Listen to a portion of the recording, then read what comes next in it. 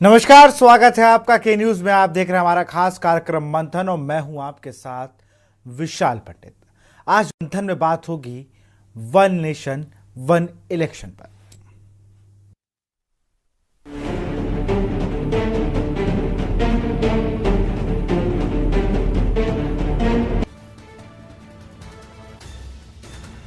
मंजू कुमार हैं कांग्रेस नेता, रतनमणि डोभाल जी हैं राजनीतिक विश्लेषक, कुंवर जयपेंद्र सिंह हैं बीजेपी नेता, के मिश्रा वरिष्ठ पत्रकार, मोहम्मद अब्बास सपा प्रवक्ता और प्रदीप कोरी हैं संविधान विशेषज्ञ।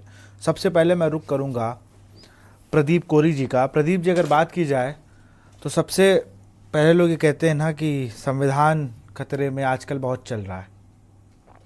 हम लोग हर दूसरे तीसरे दिन या किसी के मुंह से कहते हैं संविधान के प्रति किसी ने ये कह दिया। आजकल संविधान का अपमान भी लोग बहुत कर रहे हैं, वो चाहे हम महाराष्ट्र की घटना ले लें, आमतौर पे जो लोग कहते रहते हैं। संवैधानिक तौर पर अगर देखा जाए वन नेशन वन इलेक्शन, इसकी क्या प्रतिक्रियाएं हैं, इनको क्या कैसे क्या होता है, जरा दर्शकों को बताएं। प्रदीप जी। आज आपके चैनल पे हम सभी जो हमारे सब्सक्राइबर हैं और आपके चैनल देखने वाले हैं, आप सबको बहुत बहुत बधाई कि आप वन नेशन वन इलेक्शन की बात कर रहे हैं। हेलो जी, आपकी आवाज आ रही है, मेरी अपनी आवाज बात आ को रही? पूरा करें। अच्छा, तो आज जो बात चल रही है, ये तो जब देश में संविधान 1952 में लागू हुआ तभी से एक इलेक्शन तो पहले ही हो रहे थे। लेकिन ये सरकार ये चाहती है, बीजेपी सरकार चाहती है कि देश के असली मुद्दों पर, जो अल्पसंख्यक हैं, जो एससी के लोग हैं, जो बैकवर्ड के लोग हैं, उनके मुद्दों को ना कोई बोले उस मुद्दे पर, तो हम कहीं दूसरी जगह इस मुद्दे को ले जाएं। जैसे वन नेशन वन इलेक्शन की जब बात हो रही है, तो इस इलेक्शन में आप समझिए कि इस बात की क्या ये सरकार गारंटी देगी कि केंद्र सरकार की जो नेक्स्ट इलेक्शन होगा तो क्या वो पूर्ण बहुमत की सरकार बनेगी। जी जब अल्पमत की सरकार हो जाएगी तब उसके बाद कौन सी व्यवस्था करेंगे। उसके बाद इस व्यवस्था में सबसे बड़ी गड़बड़ी ये है कि आप ये कह रहे हैं कि हम पंचायत का भी चुनाव कराएंगे साथ में, शहरी और जो है ग्रामीण का। तो ग्रामीण का तो ऐसे भी संभव नहीं है, क्योंकि जो है ये चुनाव जो होता है वो अलग अलग क्षेत्रों में अलग अलग वातावरणों में होता है, कहीं सर्दी है कहीं गर्मी है, तो ये जो है आगे जाकर के फेल हो जाएगा।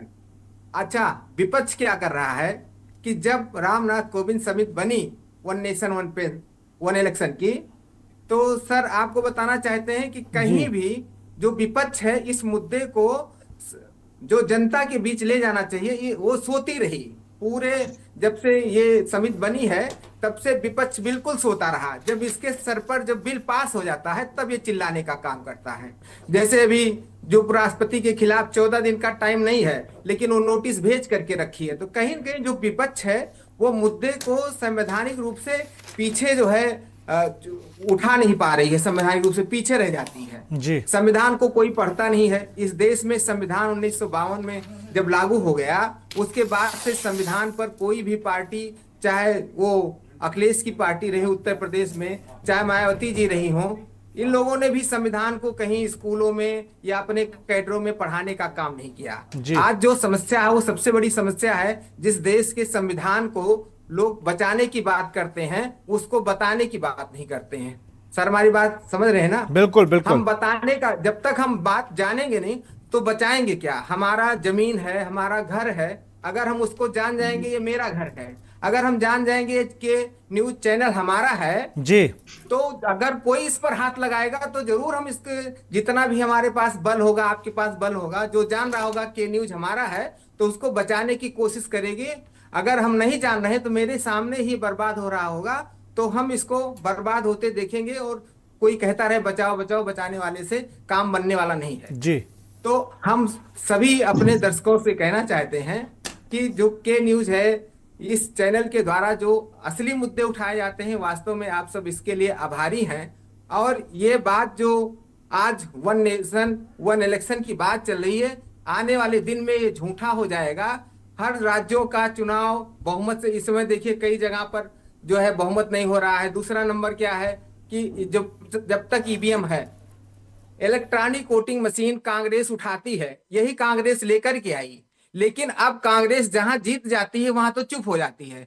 कांग्रेस को चाहिए, सभी विपक्ष के लीडरों को चाहिए कि ये जो इलेक्ट्रॉनिक वोटिंग मशीन है इसके खिलाफ जहां जहां भी इनकी सरकार है इनको सब जगह रिजाइन दे देना चाहिए। और इलेक्ट्रॉनिक वोटिंग मशीन के खिलाफ आपको मुस्तैदी से खड़ा होंगे तभी डॉक्टर भीमराव अंबेडकर का, तभी पंडित जवाहरलाल नेहरू का, तभी गांधी जी का ये लोकतंत्र बचने वाला है और देश के हर नागरिक का लोकतंत्र बचेगा। नहीं तो हम केवल जो है जैसे चैनल पर आपके सामने हम कैसे लाइव आ गए, आई डोंट नो ये कैसे काम करता है, हमको ये पता नहीं तो है। आप वन नेशन वन ऐसे इलेक्शन के पक्ष में है कि विपक्ष में, ये बता दीजिए मुझे बस। नहीं, हम तो इसके विपक्ष में एकदम जो है वन नेशन वन इलेक्शन संभव ही नहीं है। यहाँ इतना इतना हमारे पास देखिए, इलेक्शन के पास कोई अपना ये अधिकार नहीं है, उनके उनके पास कोई पदाधिकारी नहीं है, उनके पास कोई कर्मचारी नहीं है, उनके पास कोई ऑफिसर नहीं है। इसी इसी जो है जो हमारे पास व्यवस्था है, लोक व्यवस्था है, उसी में से तो हम ढूंढ के लेकर आते हैं।